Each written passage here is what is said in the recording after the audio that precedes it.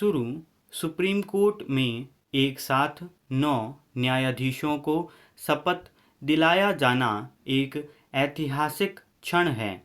ऐसा पहली बार हुआ जब इतने अधिक न्यायाधीशों को एक साथ शपथ दिलाई गई। खास बात यह रही कि इनमें 3 महिला न्यायाधीश हैं, जिनमें से एक प्रधान न्यायाधीश पद तक पहुंच सकती है। इन नए न्यायाधीशों की नियुक्ति के साथ ही वह गतिरोध टूट गया जो बीते 21 माह से चला आ रहा था। इसके चलते नए न्यायाधीशों की नियुक्ति नहीं हो पा रही थी। इस लंबे गतिरोध का कारण कुछ भी हो, न्यायाधीशों की नियुक्ति में अनावश्यक देरी ठीक नहीं। समझना कठिन है कि कॉलेजियम व्यवस्था के तहत न्यायाधीश ही न्यायाधीशों की नियुक्ति करते हैं, तब उनकी समय पर नियुक्ति क्यों नहीं हो पाती? सवाल यह भी है कि आखिरकार यह कॉलेजियम व्यवस्था कब तक अस्तित्व में बनी रहेगी? यह सवाल इसलिए सदैव सिर उठाए रहता है क्योंकि किसी लोकतांत्रिक देश में न्यायाधीश ही न्यायाधीशों की नियुक्ति नहीं करते। आखिर भारत में ऐसा क्यों होता है? यह प्रश्न केवल सुप्रीम कोर्ट के समक्ष ही नहीं, संसद और सरकार के सामने भी है।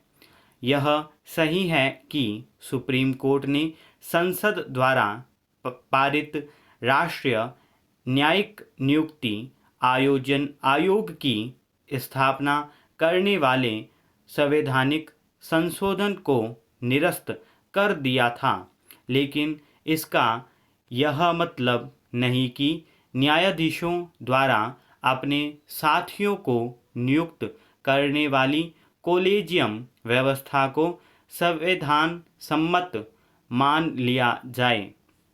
बेहतर होगा कि सरकार राष्ट्रीय न्यायिक नियुक्ति आयोग को नए सिरे से गठित करने की पहल करे, क्योंकि यह लोकतंत्र की गरिमा और मर्यादा के प्रतिकूल है कि न्यायाधीश ही न्यायाधीशों की नियुक्ति करे। सरकार को न्यायिक सुधारों की दिशा में भी आगे बढ़ना चाहिए, क्योंकि वे लंबे अरसे से लंबित हैं। न्यायिक सुधारों की और कदम बढ़ाए बिना न तो लंबित मुकदमों के भारी भरकम बोझ से छुटकारा पाया जा सकता है और न ही लोगों को समय पर न्याय उपलब्ध कराया जा सकता है। इसका कोई औचित्य नहीं कि अन्य क्षेत्रों में तो सुधारों का सिलसिला आगे बढ़ता दिखे, लेकिन न्याय के क्षेत्र में वह ठहरा हुआ नजर आए।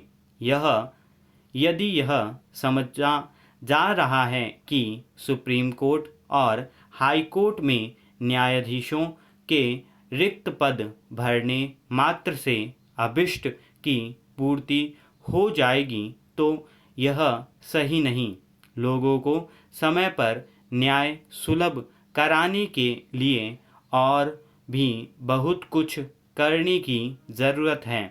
इस ज़रूरत की पूर्ति में खुद न्यायपालिका को भी सहयोग बनाना होगा।